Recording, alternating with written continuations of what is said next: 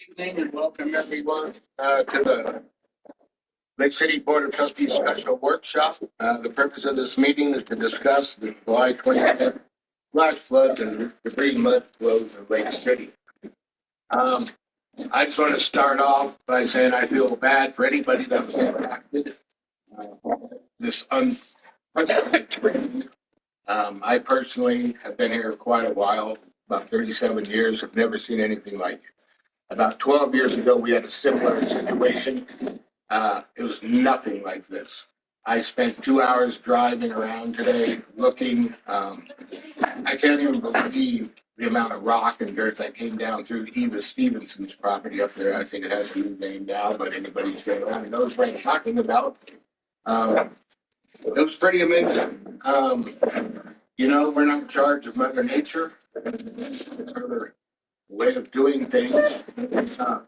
Ironically, in my mind, part of the problem is the ground so bone dry. And it's amazing how 2 weeks ago we were fearing burning to death.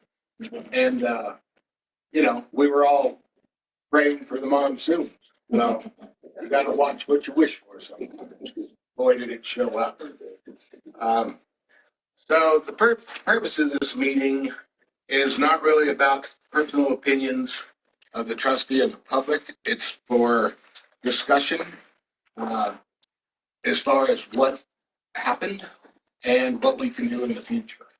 I will say that the town was working with FEMA, and we had a grant to do a flood mitigation project. Actually, it was the engineering part of it for the Ball Flats, and this has been an ongoing issue for a long time. The key to it all is money. We're a town, as you know, of 500 residents. We only have so much, and we work very hard to make that go as far as it can. When I say it's not about personal opinions, you're welcome to share your thoughts on that, but I think this should be a discussion that's constructive and what we can learn from this and what we can do in the future. What I'd like to do is also, I'm going to limit people's time to speak to 3 minutes each. And if you have more to say than that, feel free to send an email or a letter to the town offices, and that will get back to us, the Board of Trustees. Other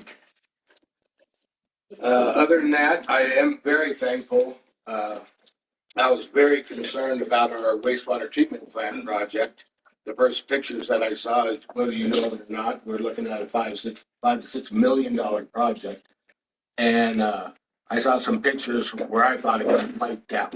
I was relieved when I drove by to see that the liners had been put in place, and it wasn't as bad as I was imagining. Thank you to our group, our Public Works Department. They did a whole bunch of work cleaning out the pond that did have the debris in it. And I have also heard some comments. Bad information is a horrible thing. So I've heard comments that our Public Works Department hasn't cleaned out culverts in years. And that's the reason why we ended up with this flooding.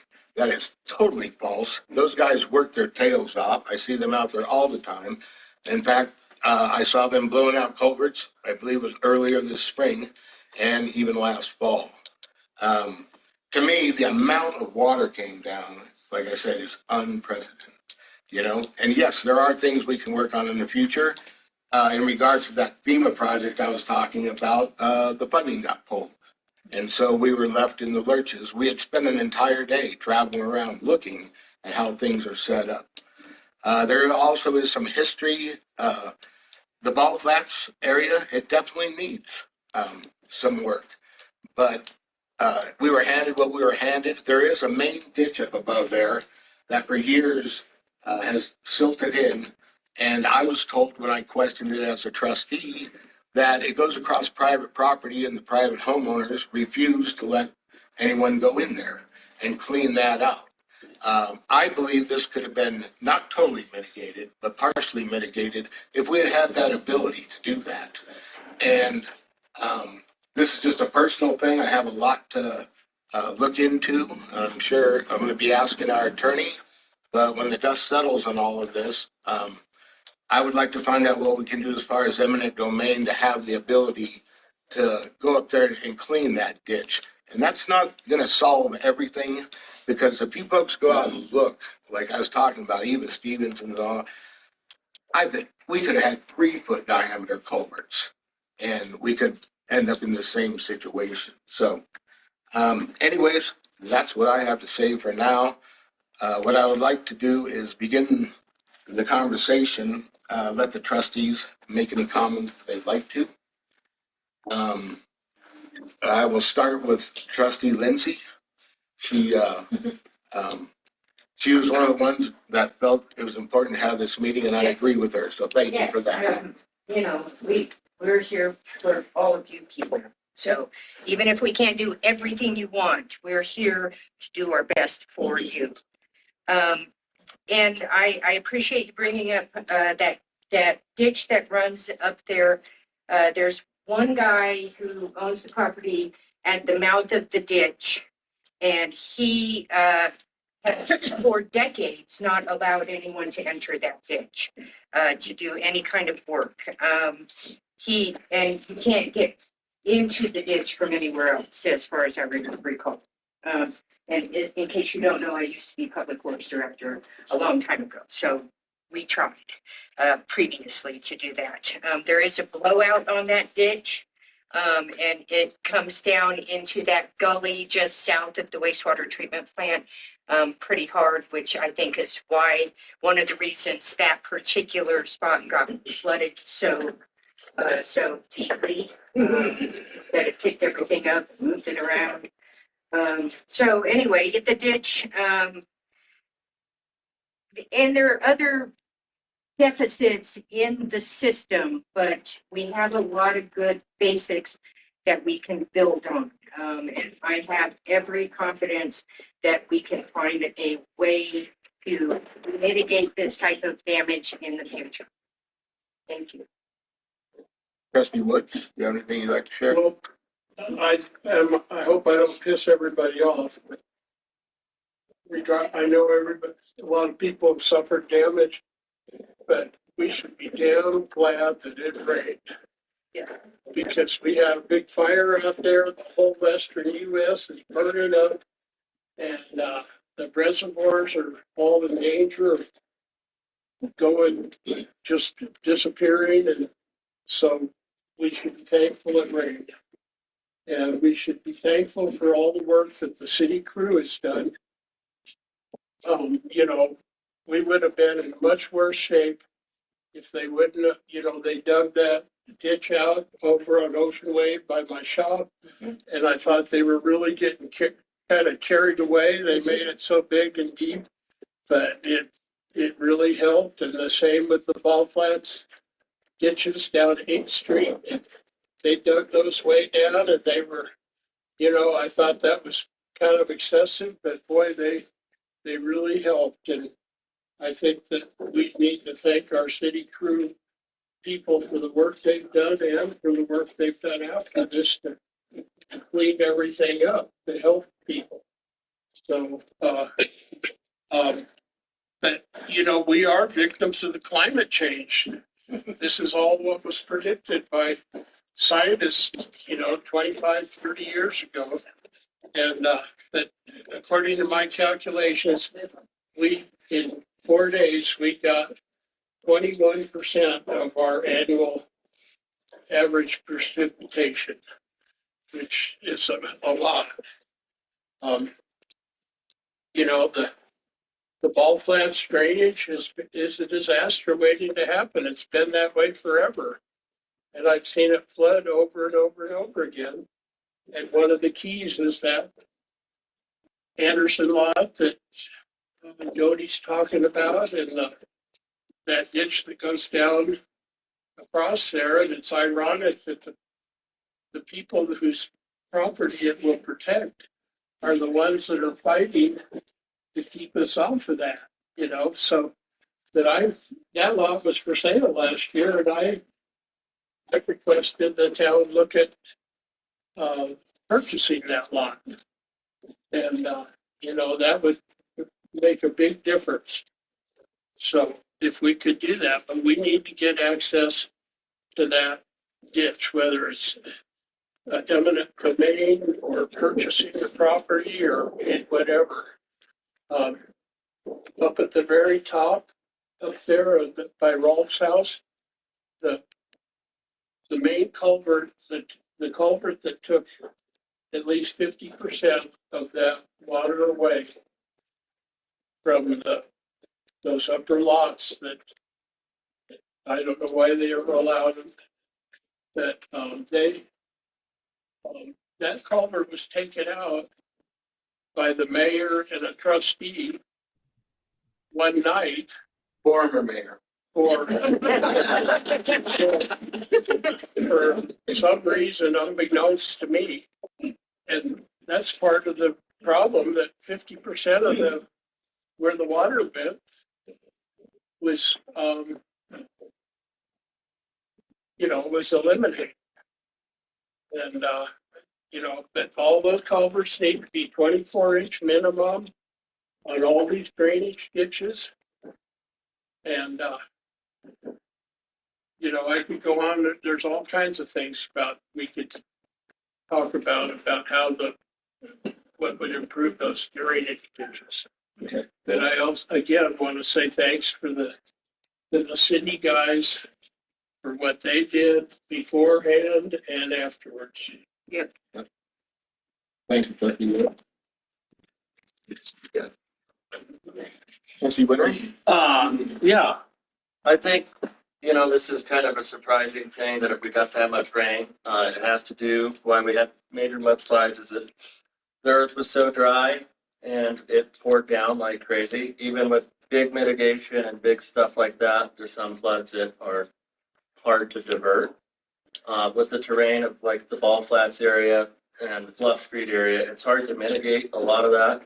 I think the town or Public Works has been doing a great job cleaning out culverts. I mean, they do it on all the time, cleaning them out when they're asked and even when they're not. I think there's some key things that we should look at in some locations that were heavily affected of what we could do to mitigate that the best, and go from there. But I'm just, what a wild time that was. I did see and hear that you took some equipment, helped some people out to relieve some flooded areas, and I appreciate that. Yeah. Absolutely. Trustee Bruce? I think the most important thing that we need to remember is we really need to stay solution focused and not blame focused. Mother Nature can be harsh sometimes. We just talk to people that live in tornado alley. Nobody to blame for that, right?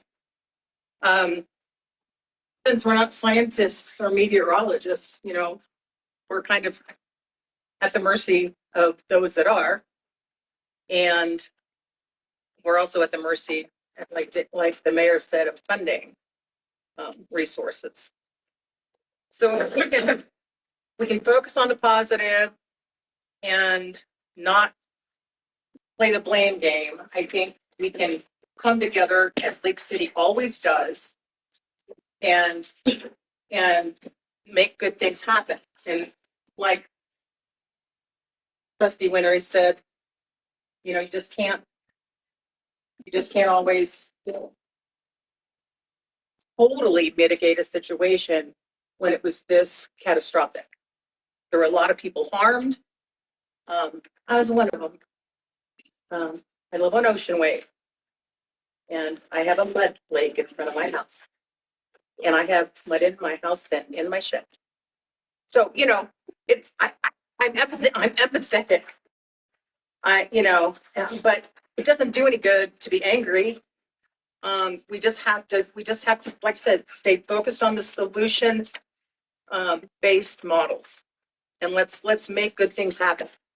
And I also want to agree again with my trustee colleagues that our public works people are awesome, and they work hard, and I really appreciate that. So, and thanks for coming, all of you, on Zoom. Well,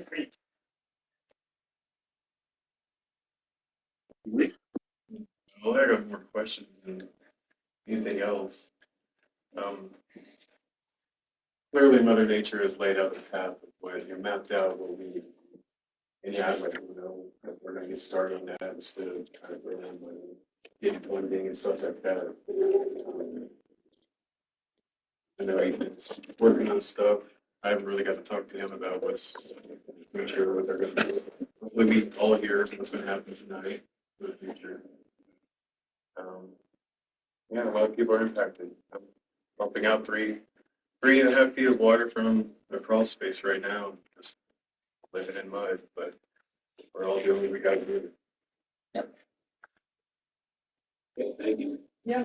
Trustee Trexon. We've definitely had a lot of water on our properties too, and I think I've seen a lot of videos and photos of driving around in the ball flats. Like, it's new to me. I grew up in Pueblo, and at our house we had a retention pond behind our house because we lived in a cul-de-sac downhill.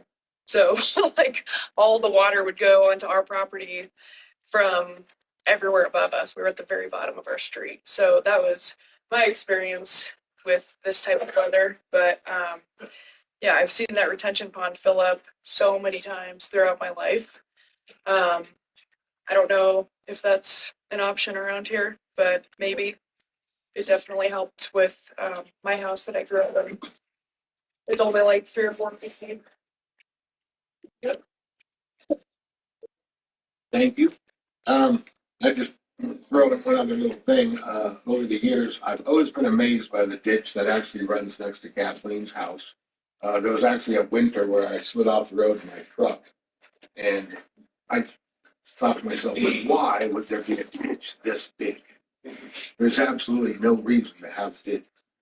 There is. I only got like 2 foot of water in mine. Like it went over at Travis and Sarah's. It was very close to the top, like at Kimberly and Richards, but I maybe got 2 foot. Right. Well, I drove by earlier and looked at it, and that thing is no longer as deep as it used to be. It is silted in. And one of the mysteries to me when we were even working on the FEMA thing, one of the things that I had noticed was that ditch is a ditch to nowhere. The culverts go underneath Water Street, and then they come out in the yard of that house down below, and that's where, down there by where the McNitts live, and Bobby McDonald's backyard is now a lake, and that's because the majority of that all went into there. I guarantee as we look at this, that is one of the points that really has to be addressed. So anyways, I didn't mean to interrupt myself there, but that was something that I forgot to mention. Okay. The one thing I just wanted to say this, and I know we're a room of adults and good, but we will keep this meeting civil. There will be no yelling and no back and forth argument.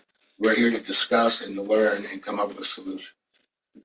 That being said, I want to thank Les, our town manager, who's been doing a great job, and his staff dealing with the fire situation and now this. And we probably talked too much, Lex. I should have let you go first, but I would like to hear it. Yeah, just based on some local rain gauges in the ball flats and some people that have some weather monitoring equipment like Jody does, it was about 1.5 to 2 inches that fell within like 90 minutes. And the monthly average in July is 2 inches for the whole month. So it was somewhere between a 1 in 50 to 1 in 100 year event, which are not common. And that particular ditches that you're talking about by Kathleen's house were actually engineered and built in 1987. And those sizes are for 100, like a 50 to 100 year event. Yeah, as much material that fell off the mountain and off that slid, like really any kind of storm drainage system would have immediately been overwhelmed because they would have got blocked by all the debris. So like having some kind of debris fences, something to catch the debris so the water can keep going is something that we'll need to look at. Okay. Anything else? No, not right now. Okay. All right, at this point, I'd like to open it up to the public. Anybody has anything they'd like to express and share? We have a situation here where we're on Zoom, and so you can be heard and seen. You're invited to sit in the hot seat right now. Thank you. I'll go first. Thank you. And please state your name. Thank you, trustees. This is my first ever town meeting as a new home buyer in the Ball Flat area. My name is Laurel Darren. I own the Bonner House, which will forever be known Bonner House, which is 615 Hotchkiss. Thank you, Willie and crew, for your hard work. I saw them out there.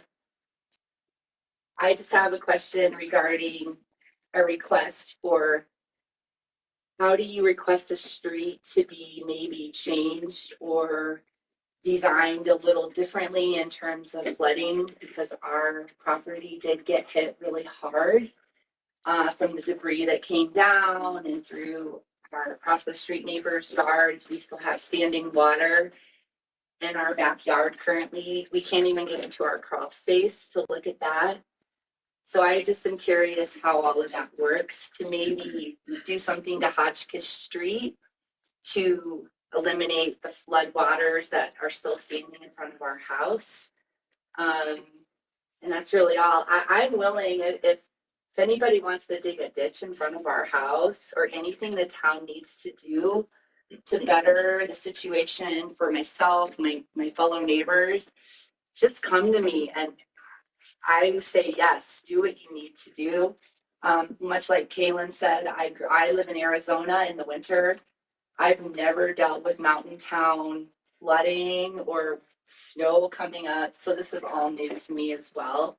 But I just want to let the trustees know and the town know that we're willing to do whatever it takes on my property to ensure the safety of us, the debris, and our neighbors. And that's, thank you for hearing me out on that. And how do you request like a road fixture situation? The best way would be to speak with I the, mean, we would need to get an engineer to do something in order to get the grade right, to get where it would go to whatever berm would need to be created. It has to be engineered. Right. And Lex did meet with me. Thank you so much. He took time to meet with me as Tina did. So I just wanted, that's all I'm asking is we're 615 Hotchkiss, the Bonner House, forever be known legendary. We're willing to do whatever the town needs to help in this situation. Thanks. Thank you. Thanks, Laurel. Thank you. Thank you. okay, Renee? Renee Ferris, I'm on 8th and Pine in the Ball Flats. Oh, right below you, right? Anyway, Hi, neighbor. I don't, I'm used to Mother Nature. I've been in floods before in lots of land and stuff. I just want to know one simple thing. Will the town or somebody, the yard people over there in the county, pick up my pile of debris that I'm going to rake up? I'm building a pile out front. That was one of the things I was gonna mention, that I was gonna suggest that we allow people to do that, put it in the right of way, and then whenever we can, we have time, Oh, sure. we can go get it and maybe ask some contractors if you need fill. There's plenty of it stacked along the street. You can go get it. I got more fill than I need. Yeah. Yeah. So, as long as they all agreed with that, that's what I'm Cool. gonna propose. Yeah, I've been stacking it out front there where Yeah. by the ditch where they could get to, because I got a lot more, to put there. So I was just wondering about Yeah, that. if everyone's okay. So with that. everybody should know that they Yeah. could clean up their yards and put it up. Yeah. Yeah, and I'll notice, I'll put some information about it. Thanks, I think the board would be in total support of that. And as you know, we've been working hard to clean the town up already. You're right. I did want to just throw it out there, that nobody got seriously injured.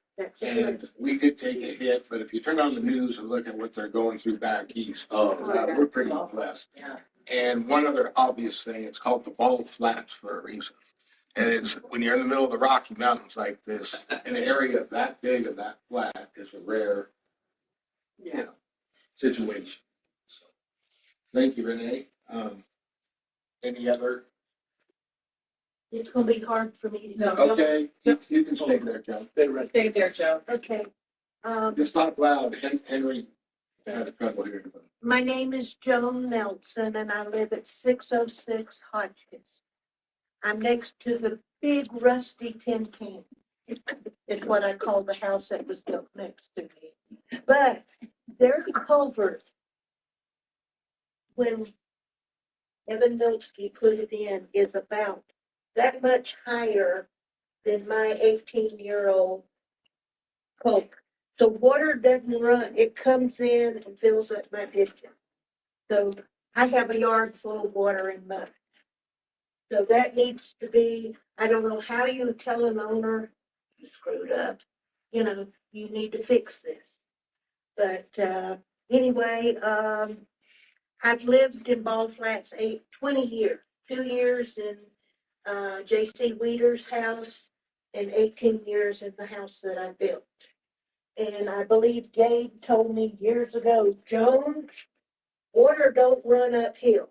Well, and it didn't. It ran downhill. So, but we've got, you know, my ditches were maybe 3 or 4 feet deep. Not, you know, just like, but we all need to either dig ditches deep enough to go towards the river, you know, north, or we got to do something. Because it really just does not, you know, it could be a light rain, and with the culvert next door to me being wrong, my ditches fill up and water stands there for days, weeks. Yep. So, but, you know, and yes, the people have been great coming in and helping and checking on you to make sure you're okay. But the funny part that I remember when I built my house and moved into it, and this is why I'm questioning my memory, but I thought that we had an agreement in the town with Road and Bridge because Norman Regal used to come down the road and clean out the ditches. And I mean, the town, the Road and Bridge grade our roads with the snow, and after they make the road smooth at the beginning of the summer season and to do the mag chloride. But did we ever have an agreement with the county other than they plow our roads in the, you know, in the winter with the snow? That's, But I believe they did take care of them. I think it was in 2014 when Leslie Kuzmeyer was here that stopped. But there used to be an IGA with the county to do the ditches and the culverts, but it wouldn't be all the time. It would be upon request. Well, that would help if we could get our guys, the public works guys, some help, you know, if you did an agreement with it. So tomorrow, like Road and Bridge has been busy cleaning up all their stuff. But tomorrow they're going to be coming out to help us. So we do call on them when we need help or when like there's a big storm event, and we do call and just have them help us Right, when we need it. but you guys, the public works doesn't plow the roads. No, we still have an IGA for them to do the grading and to the mag chloride application. Okay, but I just remember them coming and digging out the ditches and, you know, taking the dirt away. When Public Works did 8th Street years ago, I say years ago, 3, maybe 4 years ago, they dug out the ditches and Troy behind me got 10 loads of dirt and put his place up higher, which I wish I could put my place up higher. But, and I may, before it's over with. But, I'm sorry, my 3 minutes. Yeah. yeah. shot. Yeah. But, you know, and it comes back to it's the Ball Flats. And, you know, I've been thinking about this. I'm not an expert by any means. This is why we need engineering, things like that done. But I did Google some other town stormwater systems. And you start looking at that, and we live in the Rocky Mountains. And you start trying to put in huge culverts that are on a slope, like you said, water flows downhill. We're going to need hundreds of millions of dollars. So we're going to leave this up to the experts to come up with the best solutions that, you know, we can work towards. That's my take. Any other citizens? Yes, sir.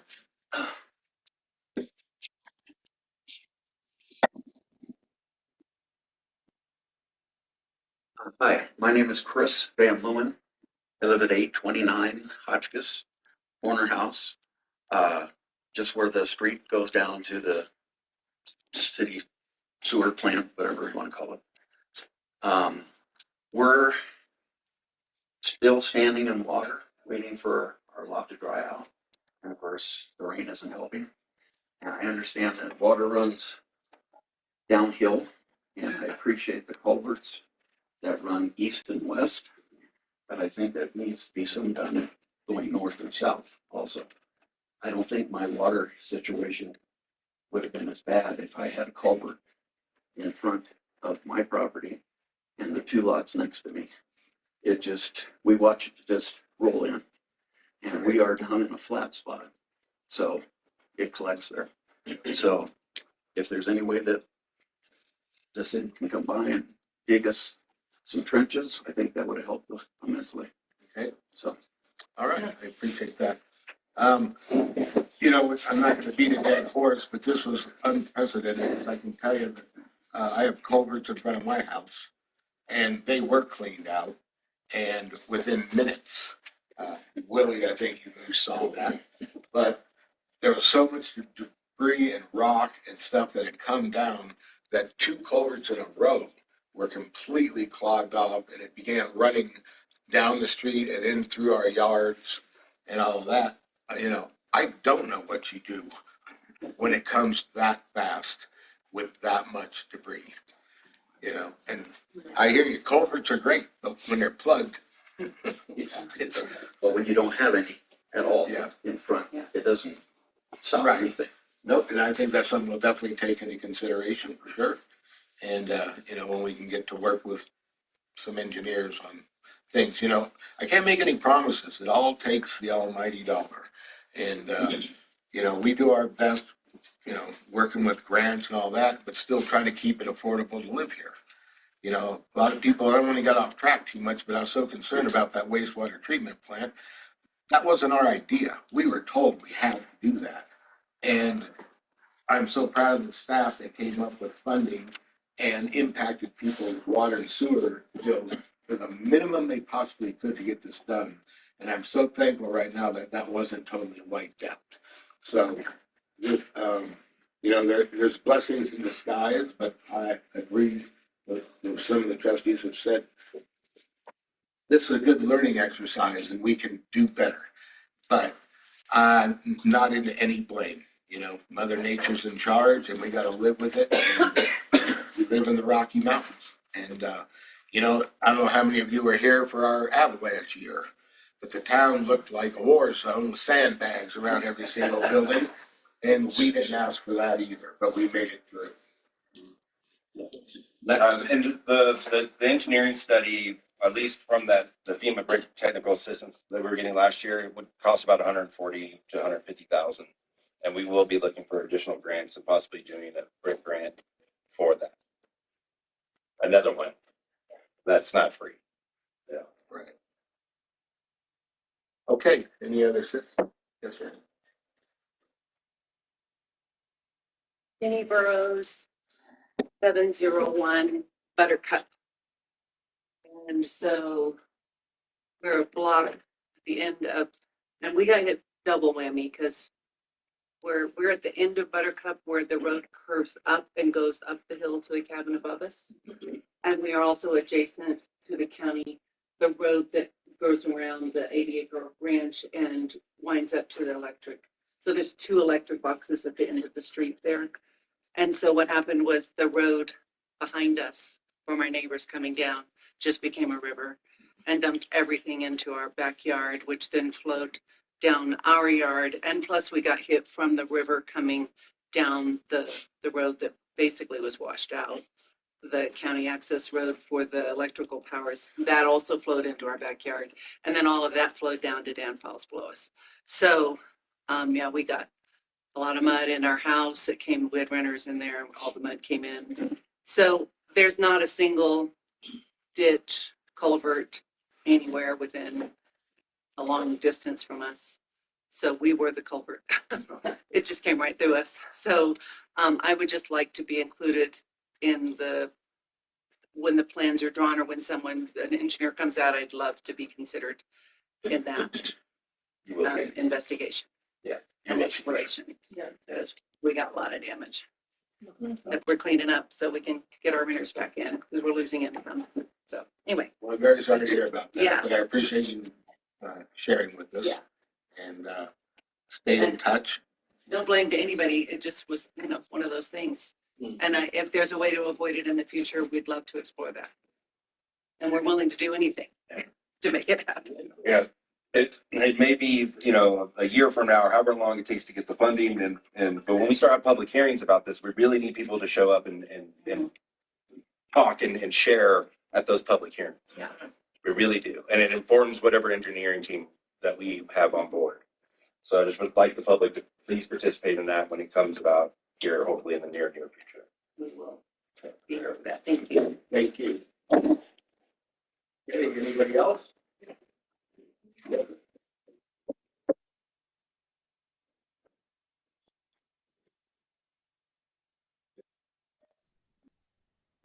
Are you taking people online now? We will in a moment. In a moment. Mr. Cobb. Oh, okay, okay. Mayor, trustees, thank you for the chance to speak. My name is Jonathan Broadway. I live at 527 Pine Street in the Ball Flats. Inside the area shown on the February 2025 FEMA surface water model, my house is included in that. On figure 1 of that report, my property is in one of the dark blue inundation zones. That map shows natural flow paths and conceptual flood depths, and it clearly labels floodwater concerns, no outlets to the river, and other major sites of concern in the Ball Flats. In other words, the town had a professional engineering model more than a year ago showing that water would naturally collect and stand in my neighborhood to significant depths with no outlet to the river. Despite that, no drainage improvements or meaningful interim measures were in place when we got about 2 inches of rain as discussed on Friday. The result for me was water throughout my yard and into my structures, destroying personal property and causing thousands of dollars worth of damage. And I know all of the neighbors that have spoken so far before me were affected as well. So tonight I have a few clear, specific questions for the record. Number one, what actions did the town actually take between receiving the 2025 FEMA engineering report and when this storm to reduce the map flood risk in the Ball Flats?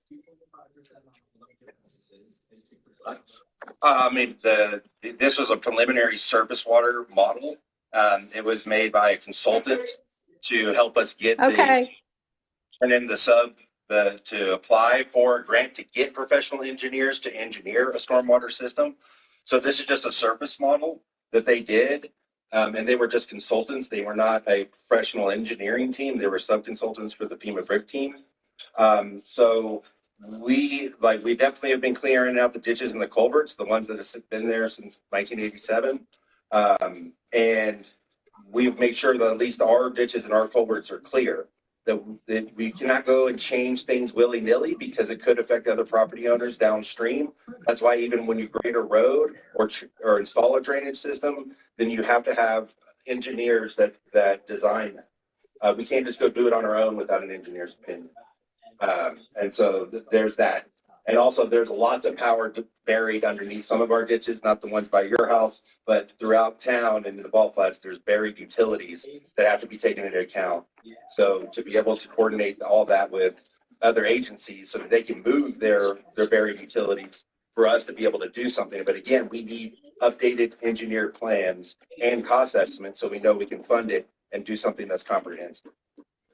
Okay. The second question I have is who in the town reviewed this report and when was it presented during one of these public meetings or to the public at all? February 5th, 2025. Okay. It was part of the agenda packet and it was properly noticed and was discussed at that meeting. Okay.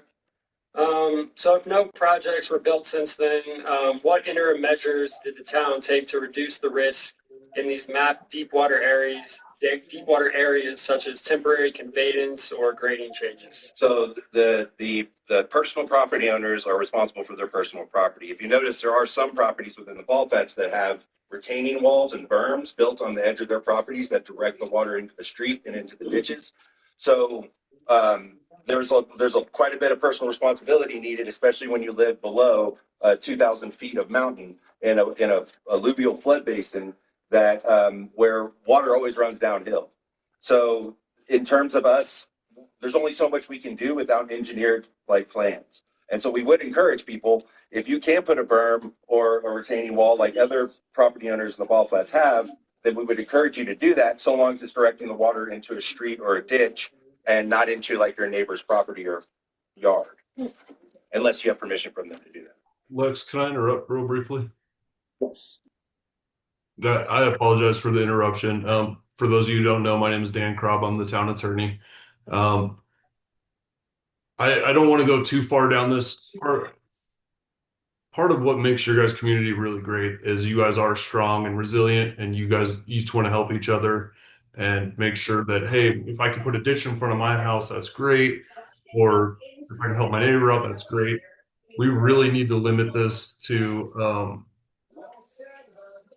a comprehensive, all-encompassing plan that covers the whole area, because if Lex and I are neighbors and we build something and it runs, we don't even see the side effects, that's going to be a real big problem.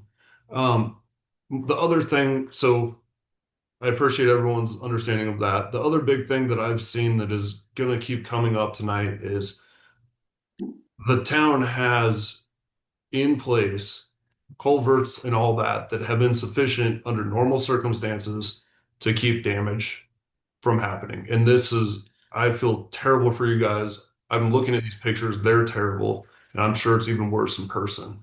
You're dealing with fires, you're dealing with all these kinds of natural disasters that are just 100-year floods or whatever it is.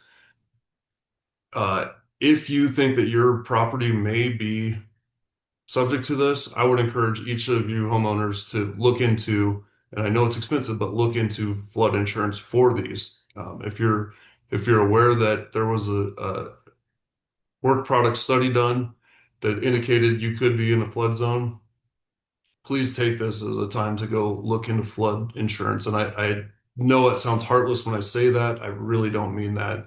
But we can't protect against every single thing. So thank you. Thanks. One more comment. So the town, like, there is no stormwater enterprise, like within the town or within a particular subdivision. And stormwater enterprise is something that's funded by fees paid by property owners that benefit from it. And there's not a stormwater special district, which is funded by property taxes from property owners in that drainage system area. This is typically how a local government funds stormwater system construction, maintenance, and repair of stormwater drainage systems. And, to my knowledge, the stormwater drainage system in the ball flats has remained mostly the same since at least the 1980s, late 1980s. And from what I've heard, the issue had been from when this was discussed 10, 20 years ago, was like there was a lack of resources, political will, and public support.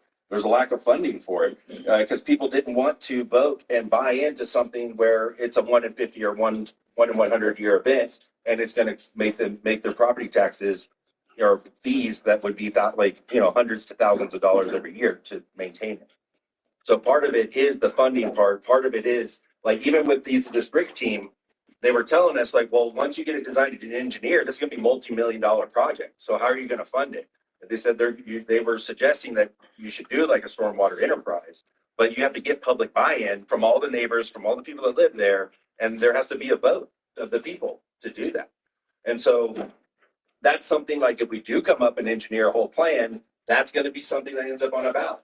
Like, so if you want to protect your property and you want a comprehensive stormwater system, then when that shows up on the ballot, I would encourage you to vote yes for it, because that's the only way we're going to be able to fund it. Because we'll have to take out a loan or a bond of some kind to build it. And then we have debt service, and they're going to want us to guarantee that we can pay it back in a certain period of time, which we would have to do that by guaranteeing that we have a certain rate that can pay it through fees, or we have a tax that we know we can bring in this much money every year to pay that debt service.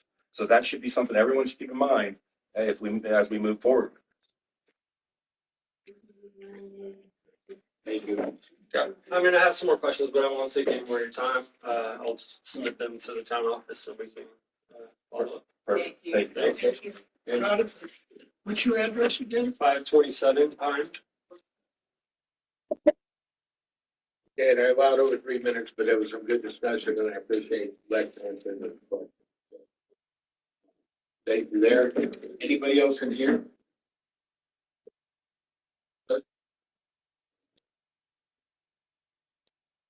Well, we're all talking about the ball flat. I live in the ball flat, 722 Hotchkiss. But I heard you say a while ago, they asked about helping us out with the debris and stuff that has piled up against our houses. I had somebody come in, you said spend some money, did, and rake it up, but now I've got about 15 yards of mud and Yeah. debris. And I would see if the city can help us, because I have no place to dispose of it. Yeah, so when we did just all agree that if, I'll put a message out that people can pile that up in the right of way by their property. I'm going to encourage any local contractors that need filled, they can come get it, or when the town, when we're done repairing it and fixing the things that got affected by the storm, then when we have time, we'll come get it and find somewhere to put it. Okay. Yeah. Do we have a list or something when you put that on? I mean, this is something that really I just got all their agreement about it. We'll figure that out. We'll try to figure out a process and I'll probably post something on Facebook and the email list and probably will ask, hey, if you have material, please take a picture of it where it's stacked on your property and give us your address and contact information so that we can start creating. It's also in the back. I didn't do like Renee and put it out in the middle. Yeah. Yeah, but Yeah. it's right on the alley. It's Okay. very accessible. Okay. Yeah. We're definitely going to help with that the best way we can. All right, thank you.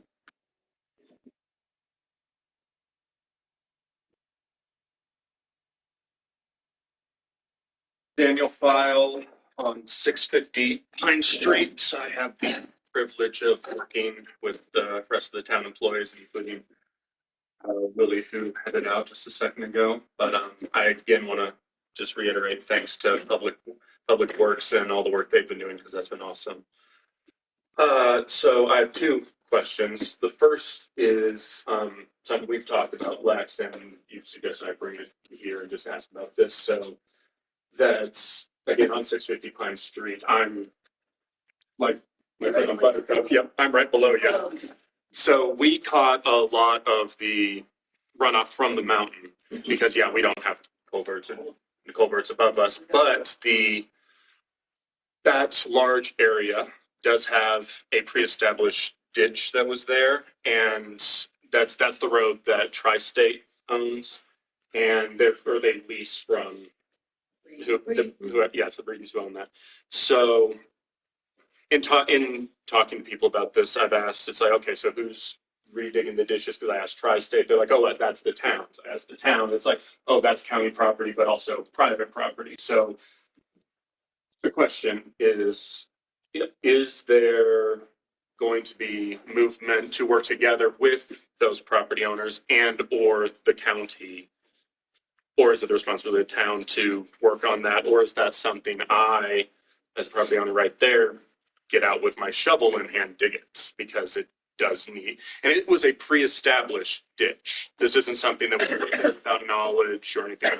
This was already there on the other side of my property. So is there going to be movement to get that done? Working, whether it's the county's responsibility, the town's responsibility, the property owner's responsibility? Yeah. So it'll need to be a multi-jurisdictional agreement and process or effort. So undoubtedly, yes, once we're all done cleaning up our properties and getting things cleaned up and in proper order, we will start having those conversations when we start having time to do it. So until those conversations are had, I don't even have a ditch. Like you need like a berm behind the house, like on the breeding I'm park? saying, so Was there a berm there? Is that what it was? Or there was a ditch, apparently. I didn't remember there being a ditch, but I was talking to Logan about it. He's like, no, there's a ditch between your fence and the road. So there was already a ditch there. You gotta watch the way. But it got filled. Yeah. So a lot of my neighbors back here have ditches around their houses and have the culverts. I had a ditch, but now it's not there. So normally these guys have gone and are clearing out the ditches, making sure they're good.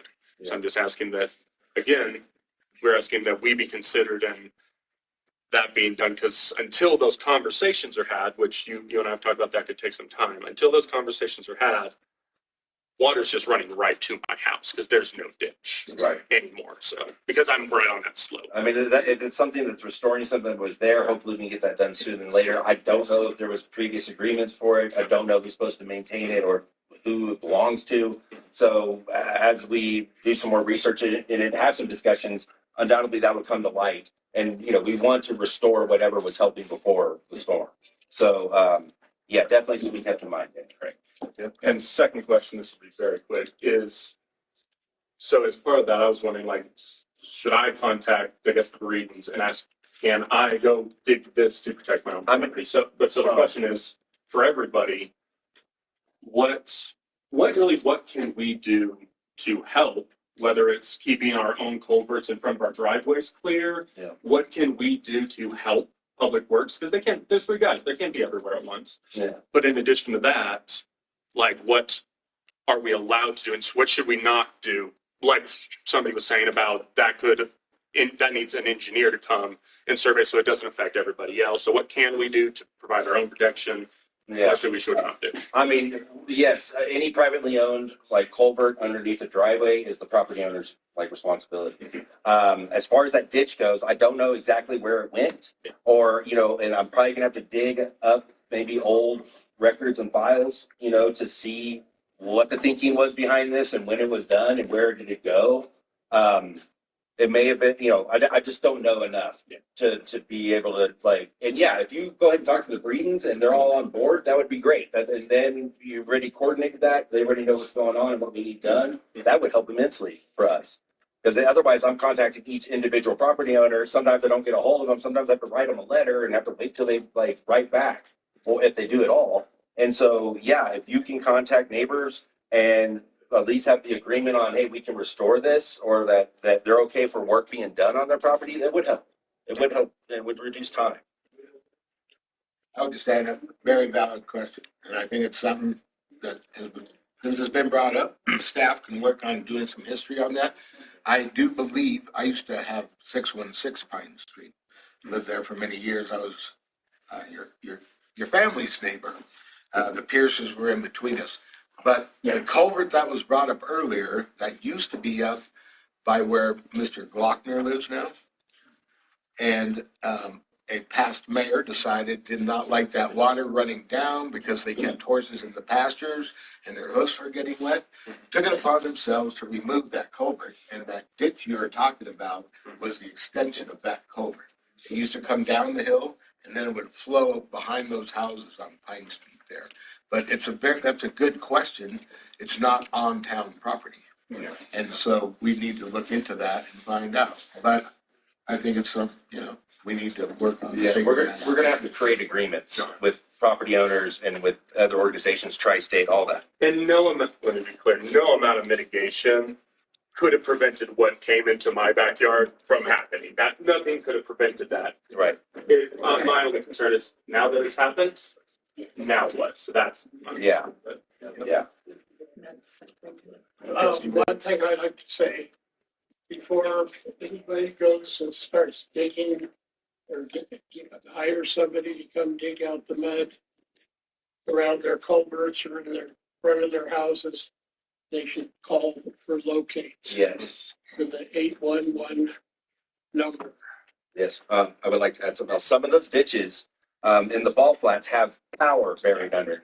There are utilities in the ditches. Yep. And so that limits to how deep some can be and how big of a culvert there can be, because you can only dig the ditch so big. So please don't dig in the ditches. If they're on your private property, still do call 811. You have no idea. None of us really know everything that's in the ground here, unfortunately. And so just make sure you call 811 before you dig if you're digging on your own property. Proof in the pudding, the ditch in front of my house, just uphill a little bit. When the county came and cleaned it out, you will see a Cat 60 main cable television line that has been ripped out. And luckily, we don't have a cable company anymore, so it's pretty a moot point, but at the same time, Yeah. a good fact. Any other, Thank you, Thanks, guys. Tammy. I will, we're not going to online here, I just make sure anybody else in the room wanted to speak? Yes. You mentioned something about grading. Is that grade roads to? I mean, well, we usually do grading in the spring. There was a lot of road base that was washed off. And so we're gonna have to order a lot of road base to do any kind of proper grading. And it's the county that does that for us. And they're also having to regrade things and reestablish roads and do things. So eventually, yes, once we get the ditches and culverts clear, after that, we're gonna look about what needs to be graded or regraded and what places. But we're gonna have to prioritize because we only have so many resources and there's only so much we can do at once. So we will definitely be looking, yes. If anybody wants to start a group called the Friends of the Ball Flats Road Association, let us know. We'd be happy to support it. Brad Hall, 400 Pine Street. Just a couple of questions. Have the sewer lines been looked at? Or is there confidence that the sewer lines haven't been compromised? Some of the mud has a little bit of a funk smell. I mean, what the mains are deep enough where they should not have been affected whatsoever. So in some place, go ahead, Landon. I would just say in some places they are deep enough. Sometimes the smell that you smell is from debris, rotting branches that come down. It does give some natural aroma that is terrible. I've had a lot of that in places I have been working that I thought maybe a sewer line was contaminated or overflowing. And it just turns out to be typically willows and rotten branches mixed with mud water. Have a pretty, rancid smell. That is close to a septic or something like that. So There was a little bit of I&I, like infiltration from some of the, where water was getting into manholes because it was submerged, which really that just pushed extra water into the sewer plant, but it didn't come out anywhere above ground. Okay, good. And there's like a line, a main that goes kind of behind my place that goes down the backside of Pine Street there. That none of that was compromised by the. Not that I'm aware of. Because they are pretty deep. How deep are those sewer? some of them are, I'm sorry. Yeah, go ahead. May I? Because I'm your neighbor. Well, I'm not your neighbor, but our property is your neighbor. And where we tapped into the sewer line is about 5 feet. Okay. So, So most of and the then it debris just stayed goes pretty down. high. It didn't really chop down too deep. No, especially I when don't it's think so. flat. Of course, we can't get into our property yet. Okay. And then my last question is, does the city have like a mosquito abatement program? Do you guys spray or No. anything like that? There's No. nothing like that. Not currently. Okay. And it's been so pretty dry, nice. it's been, It's been yeah. pretty nice. Yeah. Okay. All right, Yeah. that's all I have. Thank I you. bought citronella candles. No. Could has something like that for East Lake over there. Yeah, I mean, maybe Pete's Lake is where we've done it, but not That's in this kind of event. Yeah, We no. never contemplated that. Okay. Yeah. Well, thank you, Mr. Hall. Anybody else in here? Any questions or comments? Okay, seeing none, we'll go online. Mr. Powell, I see you have your hand up.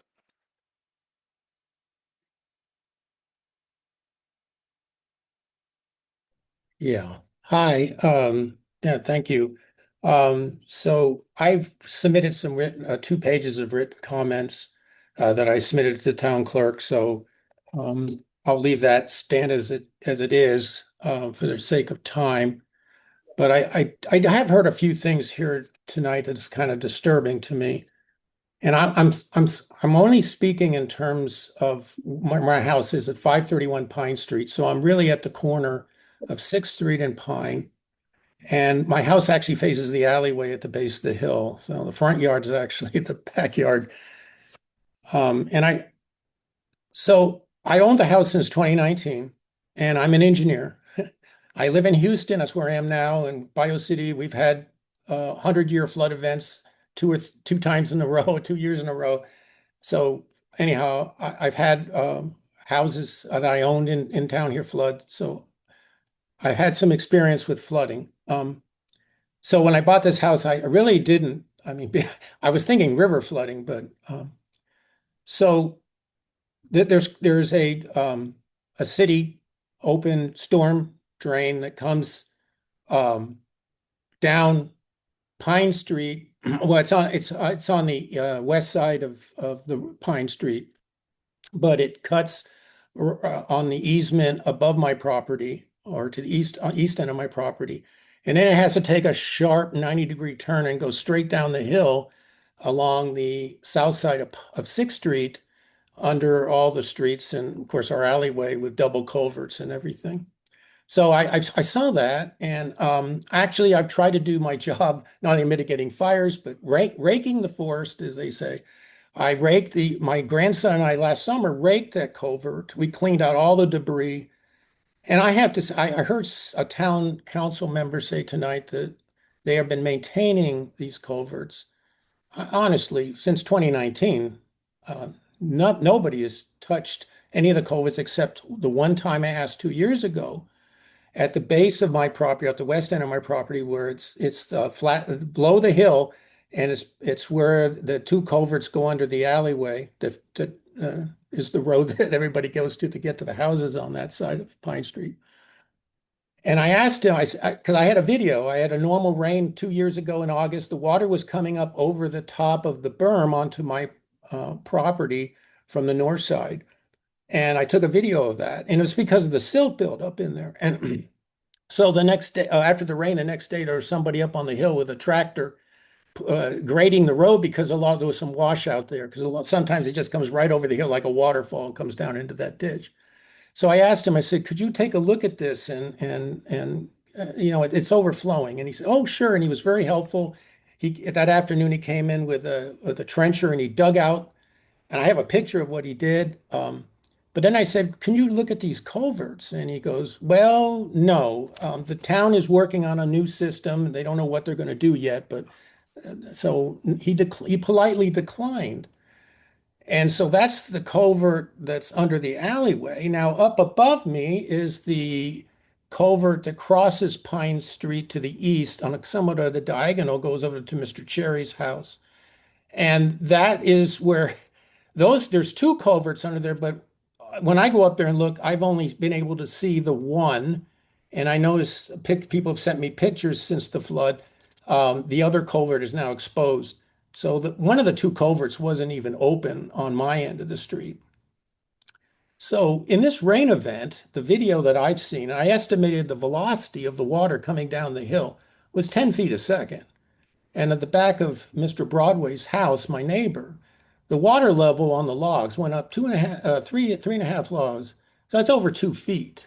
And so therefore the water water's going to split at that point and go north and south. And it surrounded, the flow was enough around my house to at least 6 inches, and it washed out the gravel on the northeast corner of my house. So the velocity was high. So it's a public safety issue. I agree with the flood insurance. I actually did call my agent today, and I'm looking at a policy, and I do suggest, like the town attorney says, you need to look into that. But we've got a public safety issue, because I dare say that if this was at night and somebody walked out the door, I mean, you literally could get killed. So there is something that has to be done. Now, I didn't realize that there was a 50-acre plus watershed to that crosses over the drains through Mr. Cherry's property. And then, of course, then it goes, it's supposed to cross over and go down 6th Street. So clearly, I agree that maybe this 1 in 100 year event, it wouldn't have stopped what had happened. But clearly, we have a problem here, because the 1 in 100, as I said in Houston, we're getting those now more frequently. It's not once every 100 years. It may be once every 5 years, once every 3 years. I've seen it that bad. So we need to build a retention. When they design, we need to look at retention to try to slow this water down and help to direct it, because there's a lot of changes in the directions around Pine Street to get it down to 6th Street. And so as an engineer, the hydraulics is really critical. And, I mean, I told my wife, I said, if you all need to take my house and put a retention pond on it, well, if that's what I do for the community, that's fine. Because I mean, I honestly, if my grandchildren were there and it was at night, it's just scary. I mean, it's frightening to see anything over 5 foot a second and ankle deep can knock somebody off their feet. So this is something very serious from a public safety viewpoint with this sort of scenario. So I think this is extremely serious, and I understand the cost benefit analysis has to be done, but we all have to really work at this to decide what is the risk level we're all willing to accept.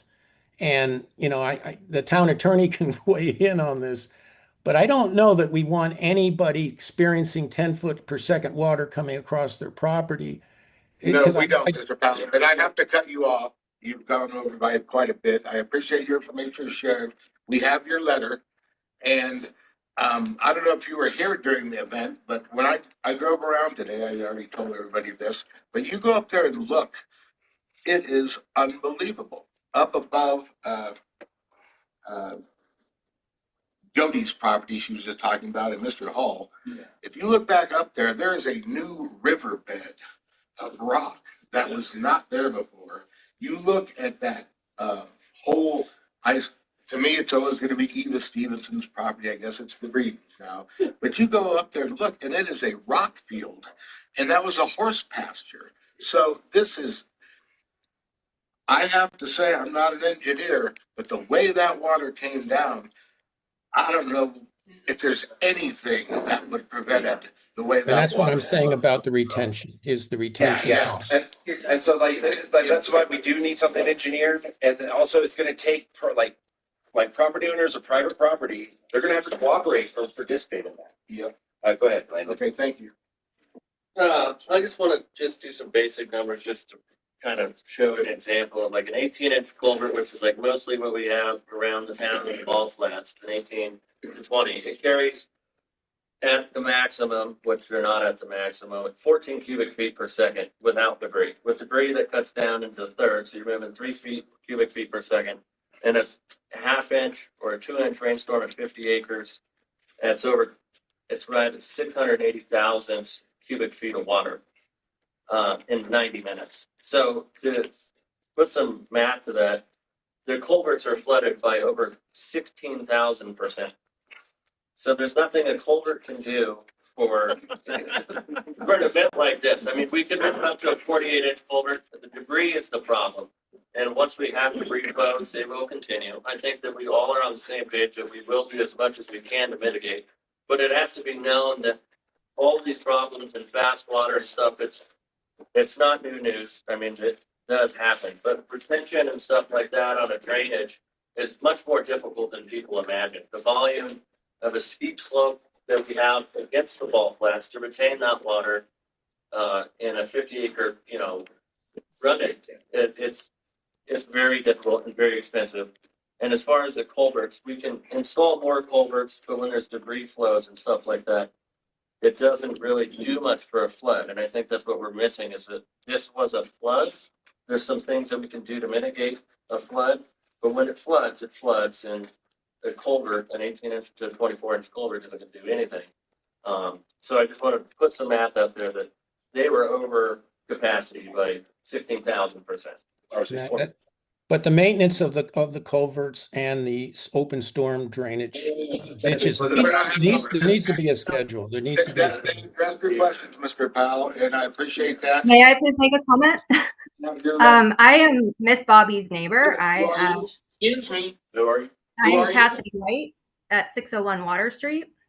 Miss Bobby's neighbor. I have a lake in my backyard right now because the culvert does not go anywhere. It ends at the bottom of my street. So I see the first thing is like, let's finish the original plan. The culverts need to empty somewhere besides my backyard. And then my question is, what do I hear of what we're doing in the future and what happened? What are we doing right now? I have like 4 feet of water in my backyard, as does Miss Bobby. Is there a way to get a pump in there to get that water, the last half of a block into the river where it's supposed to go? And when will this culvert be continued and not dead end at my property? I don't know if you were here at the beginning of the meeting, but I addressed those culverts, and they are the culverts to nowhere.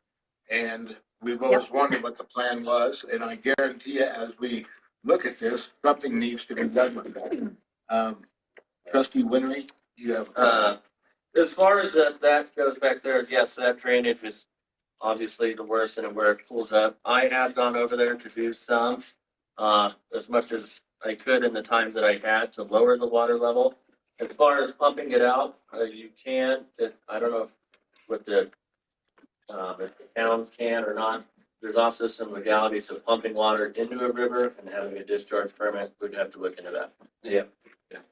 I did notice. Is that something we're able to look into as I still a week later have Yes. a lake in my backyard? Okay. Yeah, and I did notice that somebody, it looks like a little walking trail there, but almost like some of the water could have gone down. I noticed that today. Down the walking path? Yeah. The town did cut as much. I know I that. believe It looks you something. something like on Saturday. So they have made an effort, but yes. So, I mean, I need to find, back in 1987, if I can find those records of why it stopped there. I do know there's a whole web of utilities in that intersection right where it stops. But also one of the ideas is having a retention pond or a pond where it flows in. And there behind my house too, I live next to Bobby. I mean, I just wanted to see if that's why it's there. The depression is that low there is because that's what it was originally designed to do, is pull down there. So I don't know. I have to pull the plans and see what the purpose of that was or not. Nick's property has been built up, so that's why that there is the depression where Miss Bobby and my property is. They built that up for McNitt's home, so it wasn't naturally. We got to look into it, and see. But again, it takes conversations. It may take a discharge permit, an additional discharge permit.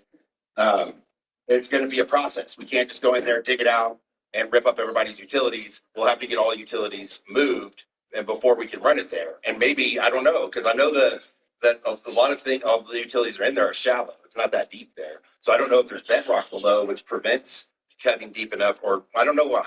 But there's probably some engineering reason why. It's just, I don't know. So I'll look into it. Okay.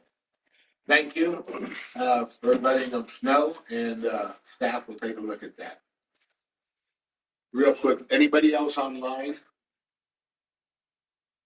Unmute yourself and raise your hand. Yeah. Being none, we have a lady in the room here. Go ahead.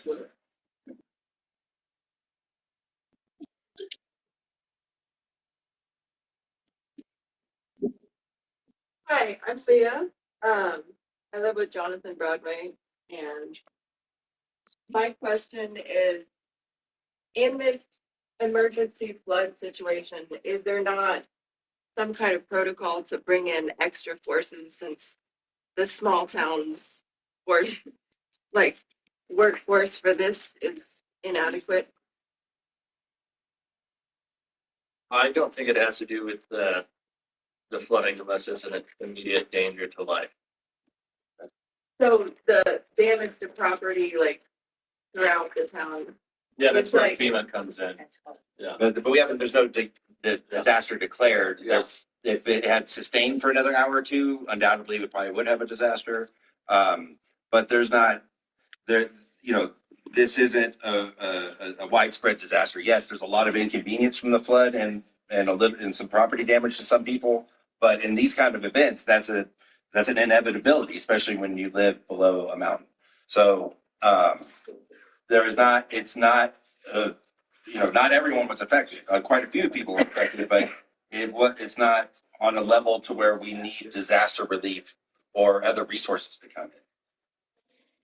Yeah. So as far as the sewage system. It wouldn't qualify, and like the federal guidelines, we wouldn't. quality, like the water quality in the sewage system, would that be a city responsibility? What the sewage, I mean, what do you mean?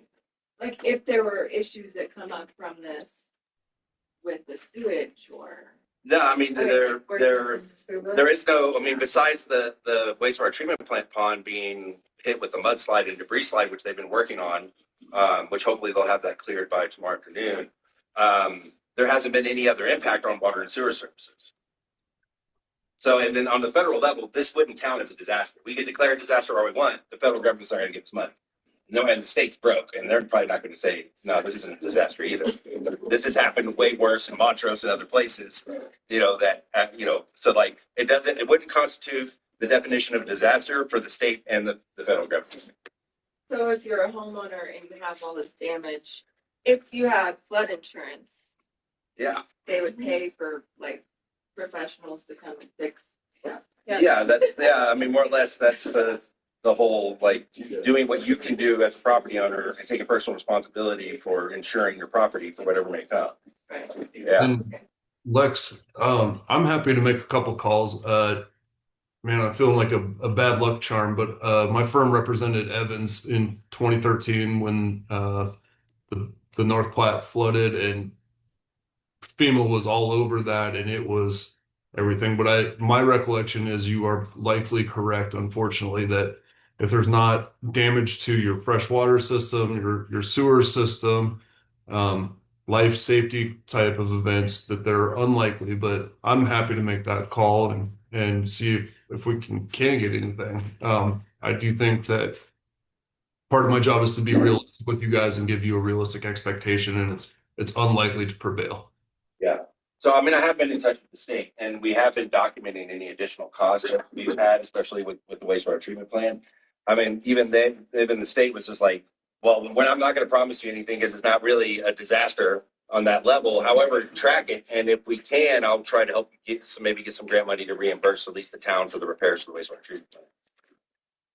Dave, Joe? okay, when I was the assessor, that low area there north of McNitt's was a retention pond. Over the years, it would fill, and the ground level came up, but it was used as a retention pond. Thank you. 'Cause that was my suspicion. It's like, why didn't it go anywhere? But then it created a pond behind the house. What year would that have been, Joan? Well, let's see, I was the assessor from 10 to into 16. So I would say, I rode around everywhere, and for the biggest part of the time, it held water. It didn't run off. It did hold water. May I? It backed up to, say, Beasler's place. Right. But where the damage was done is not where that pond. But what I'm saying, if it was dug out, it might have alleviated where the water. True. I just wanted to point out that No, the it didn't- pictures it we didn't- see, It didn't make. it's not where body the and retention pond that was. on the internet. Okay. Yeah. Yeah. But it was a retention pond. Yep. Well, and, when I moved here, I heard a lot about, don't ask for permission, just ask for forgiveness. And it was kind of like the Wild West. People did pretty much what they wanted. And now we have growing pains. There are homes built now in areas, they give you 50 cents for that lot, but they'll buy it and build on it. Yeah. And, I happen to live in the house right above where the McNitt's house was built, but I watched the construction of that. And at one point in time, it was a fishing pond before they started. There's still a little pond there, Yeah. but we literally would walk there and fish on what are now houses. So, we're experiencing this growing pain together. But, I'm very pleased with the comments tonight. I think we're making good headway. More. Thank you, trustees and Mayor Roberts, for the 30 more seconds. So as homeowners who have spoken tonight, what do we do now to move forward with all of you to ensure that everything's been heard and we can work together in a way that makes sense to protect everybody in town and to make sure that we're doing our best as homeowners? One, for now, at least be patient with us, and if you can get the mud and dirt to the corner, that would be great. Okay. Two, we have public hearings. We have meetings where 1 or 2 people show up. Or none. We had a capital improvements plan that planned the next 10 years worth of improvements, millions of dollars of stuff. We got one letter and 6 thumbs up on Facebook. That was all the feedback we got about us spending millions of dollars to improve our town. Don't spend it. So, They told me to show up, Lex. but I want the community to participate and see what we're talking about and doing, because it's going to affect you. If we have a public hearing and we have one guy saying, oh, no, that road is in worse condition than you think it is. All right, well, that one gets a higher priority. But it's the only feedback we got. You know, so like we need the public to really participate. That's what I really want from everyone. It was kind of disheartening for me to think like, wow, no one cares about millions of dollars worth of improvements that we need to do. And no one's here. But now if something bad happens, y'all show up. So just please. I'm not blaming, I'm just asking them to participate. That's all. Thank you. Thank you, Lex. And I just want to say, we're very blessed to have the staff we do have. I mentioned the wastewater treatment plant, and we had to raise those rates, not by choice. This staff did an awesome job. I think it was Town of Crested Butte, one of them, theirs went up 100%, just doubled, so that they could get that done. And, you know, we're working very hard on that. I'm encouraged. We all together, we're all in this together. I did want to, I see you here, Mr. McNeese, 1 second. I want to make sure everybody that communicates is heard, and I don't know if the trustees saw it, but an email came in this afternoon from Mr. Cherry. And he was just saying, dear Mayor and trustees, I request that you look into whether the power line clearing above the Breeden property by GCA a few years ago contributed to the flooding and debris fields we experienced last Friday. I don't know, but I just want to, share his concern on that. And, but I tell you, when water comes down like that, you look at that slope, it's pretty powerful. So, all right, I just want to make sure he got hurt. Mr. McNeese. Yeah, Gabe McNeese, a lot of hats, but one of them is the floodplain manager for both the town and the county. Oh, you. Mainly I worry about rivers. Buy a nice lot on the river, and I gotta do my FEMA background and make sure your insurance at some level is not gonna be 50 grand and we're okay, because the insurance companies will bicker over a quarter inch. If you're too low, over a quarter, they will red flag you. So I do my best there. This was an eye opener for me, 20 years from now when I retire when I'm 80 something, I will still be new at this job. There's always something I don't even know the stuff I deal with. And that's good. It keeps my brain sharp and it keeps me going. This was awesome. Not awesome, but it was good because now I see, like today I went out to an inspection up top of Vickers. His house was right there and he had all his problems and he wanted to pour cement. That wasn't happening because his splitter wasn't ready. And so he dug a nice big channel around his house. Okay, well, guess what's below his house? More houses. So you built a house 40 years ago, your mom and dad did, and there's never been any problem at all. And then someone built a house up, but you can't even see the house, it's so far up there, but he's built a little channel. And all of a sudden the next big flow comes down and you're like, have we ever had any problems like that before? Because all of a sudden I have a river running through my house. And it's because the person above you has done work. So for me as a building inspector and a code enforcement and everything else I do, it's something I have to put on my radar and make sure that I'm way more diligent about people above building. If everyone wants to build on top of this, everything. I ride a motorcycle now just around the passes to do my inspections because there's no way this back of mine and my truck would like to do that pass. Because I go around the motorcycle now because everyone wants to build up there and they're like, well, I can't get flood insurance. I can't. Well, no, because you're so far away, or you can't fire insurance because you're not even close to 10-mile zone from the thing. So stuff like this is helpful. We're going to move forward. We'll try to hit the big places first that are obvious. Like, okay, I went around measuring culvert pipes today just so I had better knowledge what's going on. We just had to have a better plan. Obviously, this kind of stuff makes it happen a little more forefronty for us. So, we all are here to support each other. I mean, Right. She can't, I tried to dig up mud the other day. I'm like, that ain't happening. I'm like, so you definitely not. I'm like, so raise your hand, make phone calls. We will come. I mean, it might not be that day, but we'll make it a weekend and we'll do whatever we can. So everyone remember that here in town. We're here to help. But yeah, I've been waiting because my wife's garden is completely wrecked because someone did something up above me, that's not the code. And now it pretty much went all the way through the middle of the ball flats.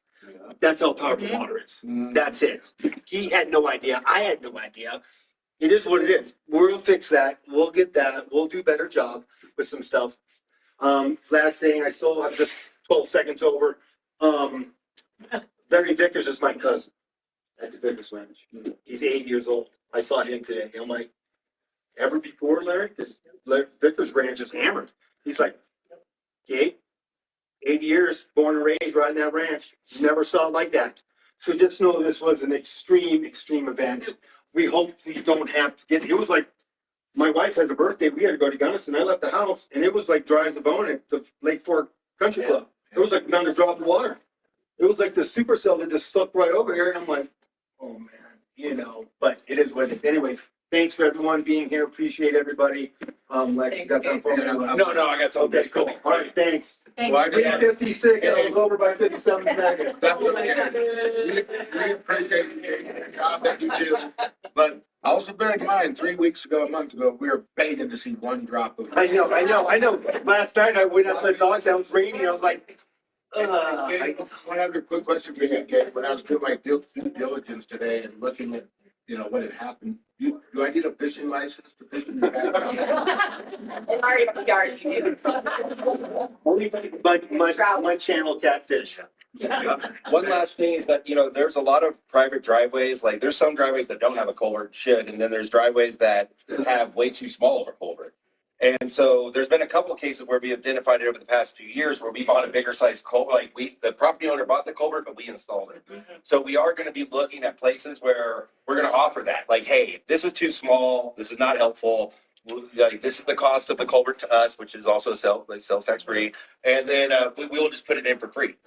So we will probably be knocking on somebody else's doors and saying, hey, we want to, we think you should have a bigger culvert. If you're willing to pay for it, we will install it for free. So we're going to be doing that too, as time allows. I know.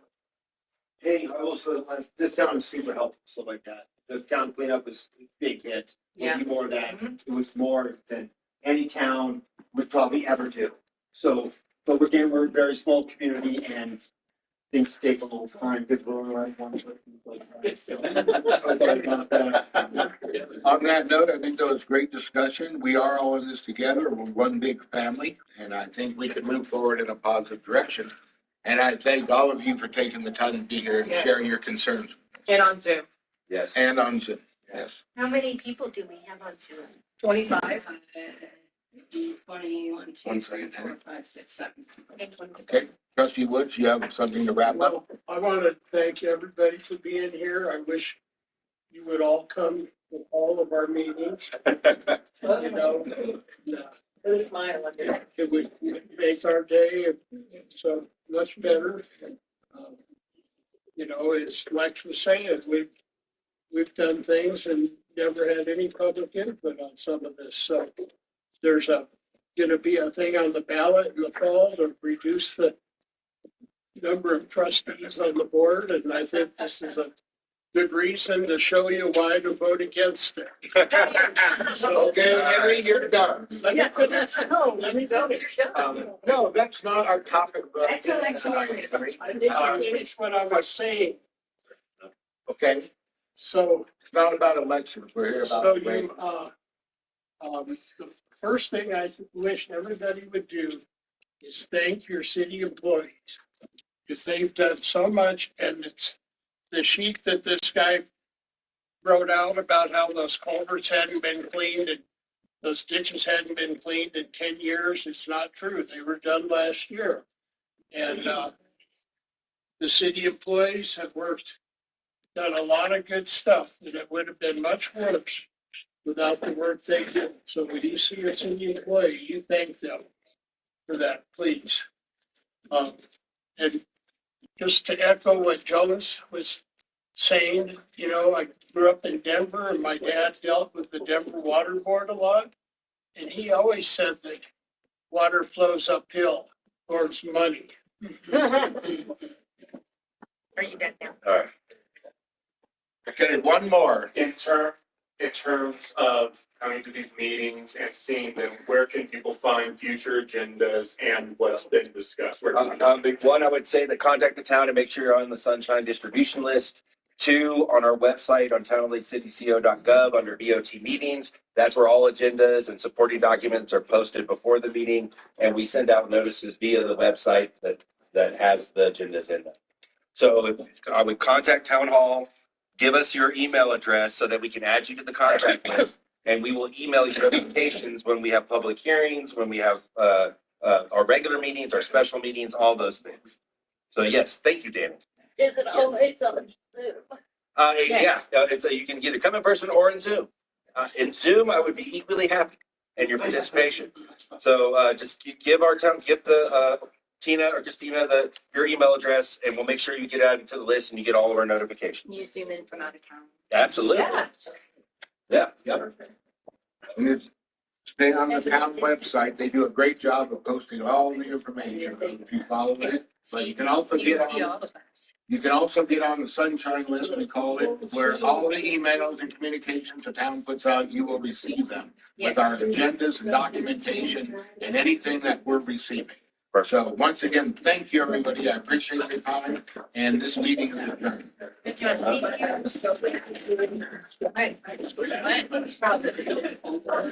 Yeah, no,